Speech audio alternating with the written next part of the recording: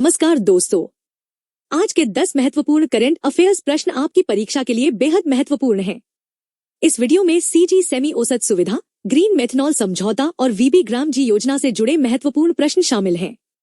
देखते हैं आप 10 में से कितने सवालों का सही जवाब दे पाते हैं। तो चलिए शुरू करते हैं। पहला सवाल, सेमीकंडक्टर मिशन से जुड़ा यह महत्वपूर्ण सवाल ध्यान से सुनिए। प्रधानमंत्री नरेंद्र मोदी ने हाल ही में सीजी सेमी ओसैट सुविधा का उद्घाटन कहाँ किया है? ए धोलेरा, गुजरात, बी सानंद, गुजरात, सी नोएडा, उत्तर प्रदेश, डी होसुर, तमिलनाडु। सोचिए सही जवाब। सही उत्तर है बी सानंद, गुजरात। व्याख्या: सानंद, गुजरात में स्थापित यह अत्याधुनिक सुविधा सेमीकंडक्टर चिप्स की असेंबली, पैकेजिंग और परीक्षण के लिए बनाई गई है। यह भारत के सेमीकंडक्टर मिशन का महत्वपूर्ण हिस्सा है और देश को चिप निर्माण के क्षेत्र में आत्मनिर्भर बनाने की दिशा में एक बड़ा कदम माना जा रहा है। दूसरा सवाल, महत्वपूर्ण दिवसों से जुड़ा यह सवाल जरूर याद रखिए। वर्ल्ड जूनोसिस डे हर वर्ष किस तारीख को मनाया जाता है? ए 5 जुलाई, बी 6 जुलाई, सी 7 जुलाई, डी 1 जुलाई। सोचिए सही जवाब। सही उत्तर है बी 6 जुलाई। व्याख्या: हर वर्ष 6 जुलाई को वर्ल्ड जूनोसिस डे मनाया जाता है। यह दिन जानवरों से इंसानों में फैलने वाली बीमारियों के प्रति जागरूकता बढ़ाने के लिए मनाया जाता है। तीसरा सवाल, हरित ऊर्जा से जुड़ा यह महत्वपूर्ण सवाल ध्यान से सुनिए। एसीएमए ग्रुप ने हाल ही में किस देश के साथ $1 बिलियन का ग्रीन मेथनॉल समझौता किया है? A America, B Germany, C Japan, D Singapore. सोचिए सही जवाब। सही उत्तर है सी जापान। व्याख्या: एसीएमए ग्रुप ने जापान की मित्सुबिशी गैस केमिकल के साथ समझौता किया है। इस समझौते के तहत ओडिशा के पारादीप में उत्पादित ग्रीन मेथनॉल का निर्यात जापान किया जाएगा, जिससे स्वच्छ ऊर्जा को बढ़ावा मिलेगा।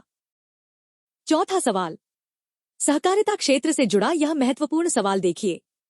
सहकारिता मंत्रालय ने अपना 5वां स्थापना दिवस कहाँ मनाया है?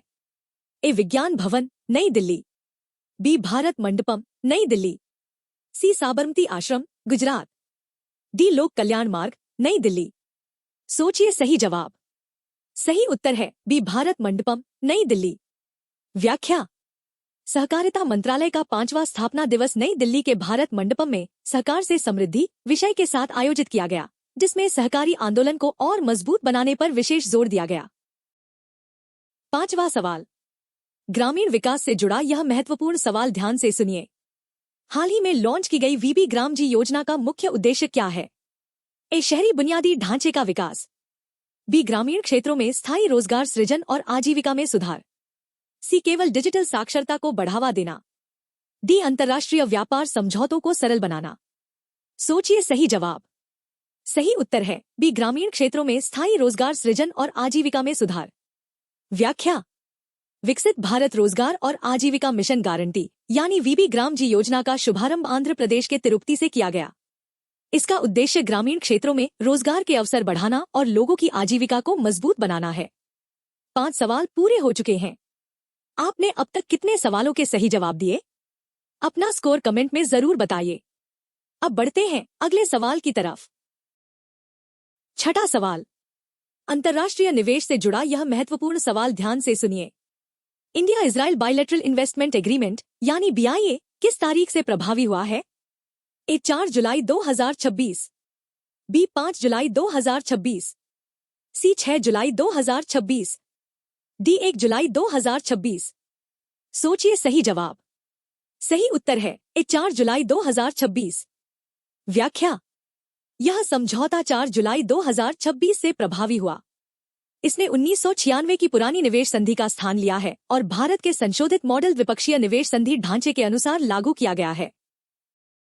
7वां सवाल, पर्यावरण से जुड़ा यह महत्वपूर्ण सवाल ध्यान से सुनिए। दिल्ली सरकार ने वायु प्रदूषण कम करने के लिए कौन सी 7 वर्षीय योजना शुरू की है?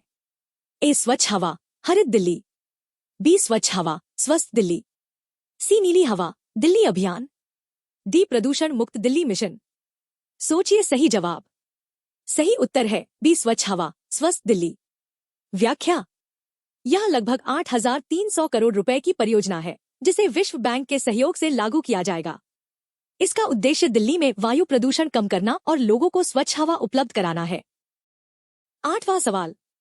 इतिहास से जुड़ा यह महत्वपूर्ण सवाल ध्यान से सुनिए। 6 जुलाई 2026 को भारत के किस महान राष्ट्रवादी नेता और शिक्षाविद की 125वीं जयंती मनाई गई?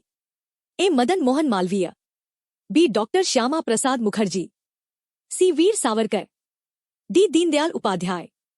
सोचिए सही जवाब। सही उत्तर है बी. डॉक्टर श्यामा प्रसाद मुखर्जी। व्याख्या।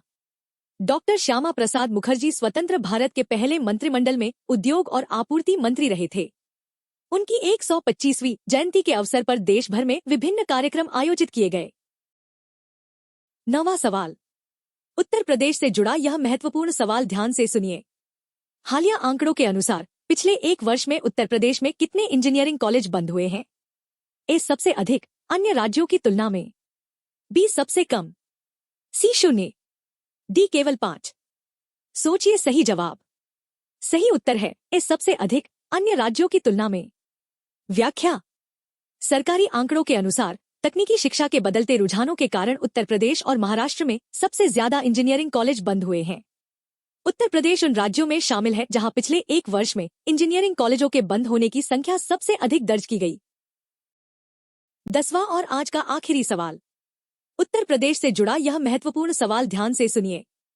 श्रावण मास की शुरुआत के साथ उत्तर प्रदेश के किस मंदिर में श्रद्धालुओं की भारी भीड़ जुटने की उम्मीद है? ए. राम मंदिर अयोध्या, बी. काशी विश्वनाथ मंदिर वाराणसी, सी. बाके बिहारी मंदिर मथुरा, डी. विंध्याचल देवी मंदिर मिर्जापुर। सोचिए सही जवाब।